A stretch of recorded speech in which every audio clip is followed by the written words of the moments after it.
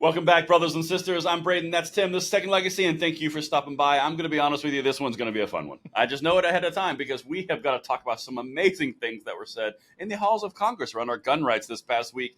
And I don't think Tim's seen it yet, so this is going to get raw real fast, and I'm excited. Make sure you guys hit that like button, subscribe to the channel, turn the notification bell on, and if you are enjoying this content, let us know right down there in the comments field because this is the only place where you get the two-way happenings of the day wrapped up in some delicious sarcasm, humor, and sent right back out for consumption for all those that you love. And with that said, Tim, we have got to talk about some Congress critters. Oh, yeah. Let's do. Yeah, they did it again. They're always doing They did it again. That's what they do. I know. Yeah. But I made it very equal and balanced for you on this one because we've got some high-waisted fiend, Jerry Nadler. Then we've got a guy who made an appearance out of nowhere. And I'm like, okay, I like this guy. And then we're going to go strong with Thomas Massie. This is going to be a very balanced meal, and people are going to love it. So without much more ado, I really have got to start off with something that's going to make your eyes pop out of your head. This is number 7, Dr. Slides. I do want to comment on what Mr. Massie just said. The Second Amendment reads, quote, a well-regulated militia being necessary for the security of a free state, comma, the right to bear arms shall not be infringed. It is clearly a right. The founding fathers, the framers, were opposed to standing armies. They thought that those were instruments of tyranny and that militia is what should be had. And the Second Amendment was a guarantee, was framed as a guarantee that you could have a militia, a well-regulated militia being necessary for the security of a free state. Yeah, he almost got it, but it's funny how the gun grabbers always seem to focus on the first half of that and purposely leave out the second half. He even butchered the second half. It's the right of the people to keep and bear arms shall not be infringed. There, whiny little Nadler with my pants pulled up to my chin. The high-waisted fiend. That's why I called him the high-waisted fiend. I know you do, and it's absolutely right because this guy's a moron, right? And once again, we have them trying to say, well, really, come on, folks, get with the program here. We have the original Bill of Rights, which was 10 amendments. Now, 9 of those protected individual rights of the citizens of the United States. But the Second Amendment really was to protect the right of the state to arm itself against you. That's what it's really there for. So it's a little bit confusing. I get that. The other 9 kind of steer you into the idea that perhaps this is an individual right. But the Second Amendment, folks, is the right of the state to shoot you in the face. That's what it's there for. Have a regulated militia. Oh, and hunting. Have a regulated militia. Yeah, and it's so easy. Yeah. Hunting and regulation and militias, and it's so good. And then look, this is the Second Amendment quote. Right. Then he completely leaves out of the people to keep and bear arms. Dude, the reason that this is so beautiful is 1, it's comical. 2, it's incredibly stupid. But the third part, it shows you what they're doing intentionally. They are rereading as they see fit and they desire a written amendment to the Bill of Rights where they just completely leave out parts that would be contradictory to their narratives in order to say, guys, it says right here, the right to bear arms. It doesn't say of the people to keep and bear arms. It just says right to bear arms. And there's a well-regulated militia. So we just made a completely different amendment by leaving out a few simple words. How great is this? And putting the emphasis on the first, ignoring the second. Yes. And it's so great. And keep in mind, folks, he butchered the second half, the right of the people to keep and bear arms. He butchered that. But there's a reason it may seem redundant, but it's not. To bear arms means to physically carry, right? You're bearing the load, right? But you also have the right to keep them, which means it's your house with you where you go. Keep and bear, house and carry and use them. And this is the part that rubs them the wrong way. They don't want you keeping arms at your home. They think they should be locked away in a state-governed armory somewhere. The militia, they conflate with the National Guard. The National Guard is a federal force. There's a reason why when we get into a war, the president goes, send some National Guard troops over because you go to boot camp at a federal training facility. You're armed with federal weapons. You're federally funded, and the president of the United States can deploy you whenever he sees fit. That's not a militia, folks. That's a standing army. You are the militia, 100%. And that rubs them the wrong way.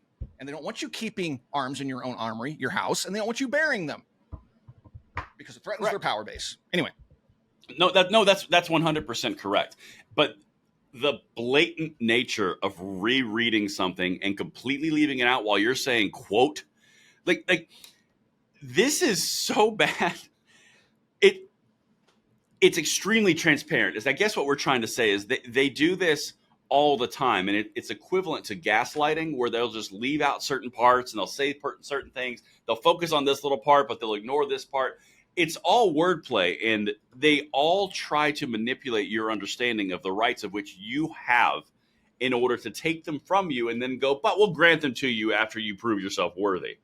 I mean, like, that's literally what you're watching happen.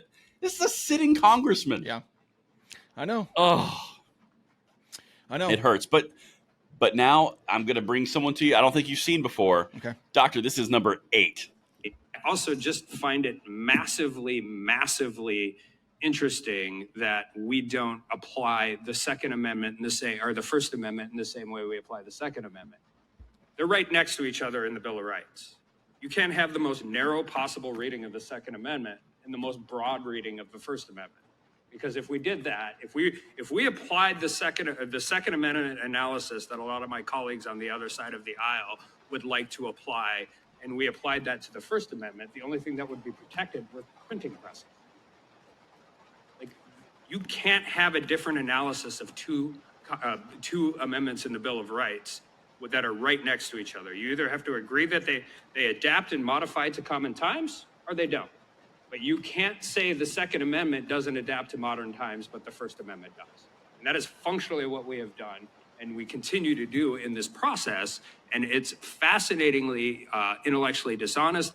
No, he's right. You know, they absolutely do treat the Second Amendment completely different, and that's because they have an agenda, and they don't want you being armed. I mean, I don't know how many times I have to say that. So they do. And then they also try the angle, which he's trying to address here, that, well, you know what? Look, folks, when the Second Amendment was written, they had no idea what an M16 is. They couldn't have. And there's no way they could have foreseen guns that load themselves, despite the fact they'd had them for many years by the time they'd written the Constitution and Bill of Rights. Multi-firing, guns capable of firing multiple times were in existence, but they want to pretend like they weren't.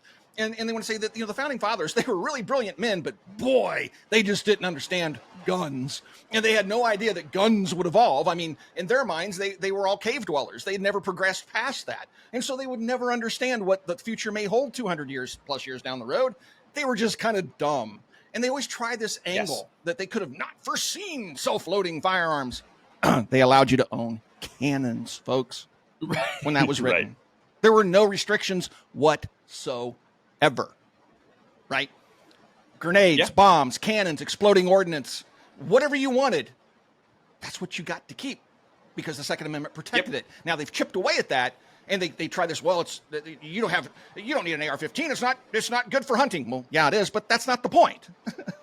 It's not about hunting. Yeah, no, exactly. You know, and so they try all these different angles to kind of dilute it, but they also want to hold, like he said, the First Amendment to a higher standard. You know, it's like, well, First Amendment protects everything. If you fart in public, that's First Amendment. You know, it's like everything's First Amendment, but the Second Amendment, no. We got to you got to pick through this and very narrowly focus on what they could have meant and probably didn't understand. You know, he's absolutely right. Everything about firearms in this country by our politicians and even the courts many times, they treat it completely different than they do everything else. They treat it worse. I completely agree. No, I completely agree.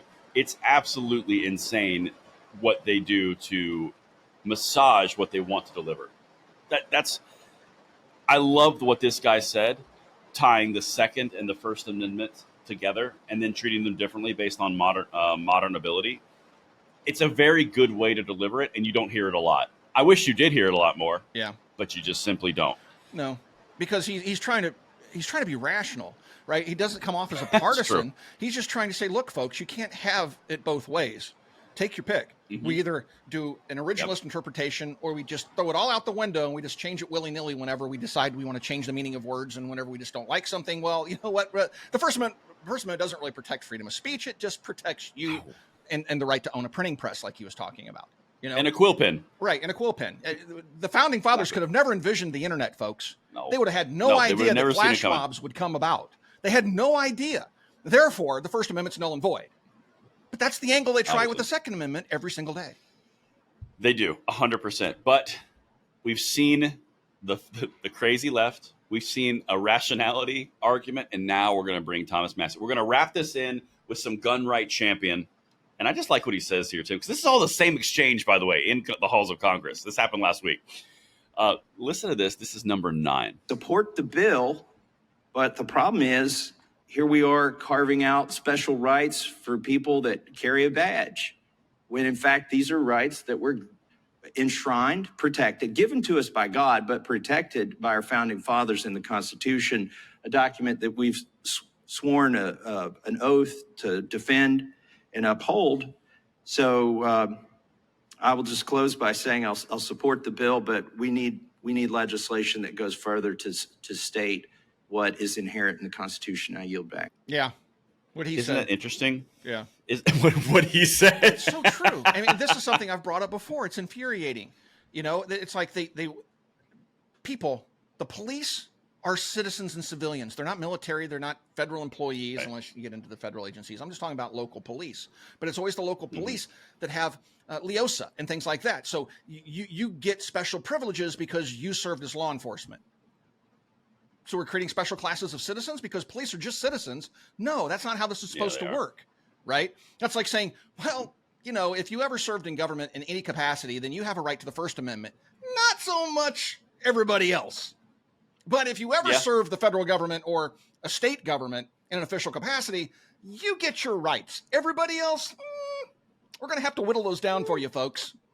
So, but you get full-throated rights if you were a LEO. But if you weren't, then you get half-throated rights. Right. And you know, that is the crux of the problem. So I've often joked, right, and this is a joke, but when they want to pass really strict gun control, like they want to pass an assault weapons ban, I say, okay, well, if you're going to impose that on us, then all of your bodyguards, all the Secret Service, all the military, everybody has to play by the same rules. So no more self-loading rifles for you with these high-capacity magazines. They go too. You get 10 rounds, folks. That should do well when we face off against the Chinese and the Russians and Iran and everybody else that wants to kill us.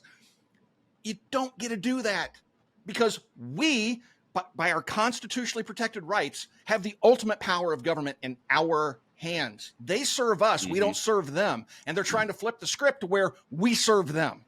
No, you govern by consent. And when we yank that consent, that's why we have a Second Amendment. If you don't leave peacefully, then we have another option. And so, well, we have, and that's the whole point, though. Like, right, what you just said was it's a tool to prevent tyranny, both foreign and domestic. Yes, that's the whole point. Right, it has nothing to to do with with imagine? Hunting. Right. No. It does not. Hunting is a byproduct. Right, it has nothing to do with. Could you imagine? Go ahead. I'm so sorry, dude. We're talking over each other. Yeah. Could you imagine what would happen if Russia or China or anybody tried a ground invasion in this country?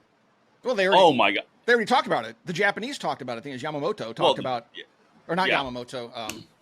Gosh, I can't think of the. No, it was Yamamoto. Was it Yamamoto that said it? Yeah, there'd be a rifle it was Admiral behind. Yamamoto. Yeah, Admiral Yamamoto. Yeah, that's right. He said there would be a rifle behind every blade of grass if they tried to invade the United States, and he's absolutely right, especially back then. But even today, we have more guns in our hands as civilians than we did back then. 30 million ARs. Who wants to invade us? Right. Like, that's not a good idea. Which gives me the idea of the other piece of hypocrisy these people always talk about. It's like, these are weapons of war. Do you really think your AR-15 can defeat a government with F-16s? You know, it's like, well, which is it, sweetheart? They're the most deadly thing ever devised by man, or they're useless. Which is it? It's a game. Yeah, it's a game. It depends who they're talking to, when they're talking to for the soundbite. That's all they do. Yeah. It's all about sound bites, and it doesn't matter if it conflicts with something said earlier. No matter whatsoever, it's in the moment in that very short segment of 24 hours soundbite. And then if they get called on it, they go, "Oh well, I misspoke." Right.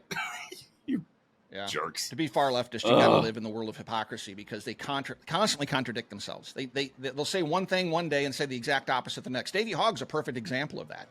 The guy is all over the map, and we document that here on Second Legacy. The guy, but he's typical of the people that think like he. Well, you can't really call it thinking. That whatever he does, people that do You're it like spicy him. This morning. I know. Thinking requires logic, and clearly they don't even understand the word logic or what the definition of it might mean, unless they're talking about circular logic, which is something they practice routinely. But anyway, let's go on. I think we're done, are we not? No, that's it. Did we wrap with the mic drop with Thomas all we're Massie? missing. Yeah, we're wrapping with that. The only thing that I need from you is work and communism somehow in this outro. Right. Well, that's because these communists want to take your guns away. So there you go. I worked it in. Thanks.